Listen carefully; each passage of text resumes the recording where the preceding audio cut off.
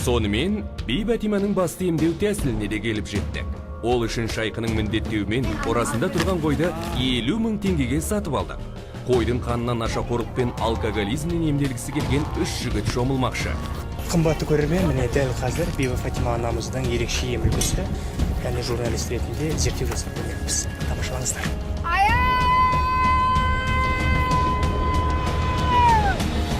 Бір қойдың ғана 4 еркекке жұғында болмады. Әйтеуір ем болсын деген оймен барынша бет әлпетті айғыздауға тырысты. Қойдың қанымен жуыну, бақсы тілмен айтсақ, аудару деп аталады. Яғни осы әдістен соң емделуші кеселінен құлан таза айығып, бақытты өмір сүредіміз. За очищение.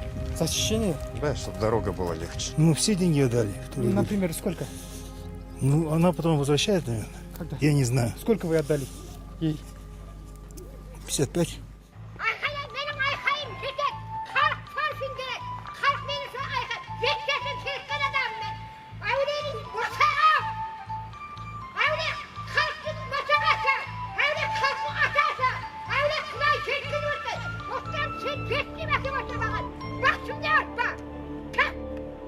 Көңілі қаламаса аузынан ақ ет кіріп көк ет шығады. Бүгінде 75-ке келген кейуананың арнайы білімі жоқ.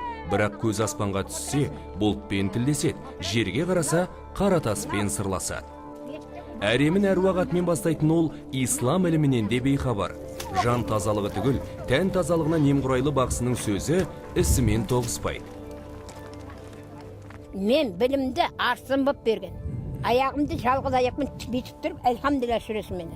Маған 96 сүрені үйретті, 86 сүрені үйретті, 76 сүрені үйретті, 66 мына бұны не үшін оқиды жүрді? Сол Құран кәрімнен Содан тоқтай тұр. Мен сені тыңдасаң мені. Ауыл аймақты әбігерге салып, дін мен емді шатастырған жанның әзірге дәурені жүріп ақ тұр. Қысқасы, Жамбыл ауданда мұны жөнге салатын құзырлы мекеме қызметкерлері қайда қарап отыр?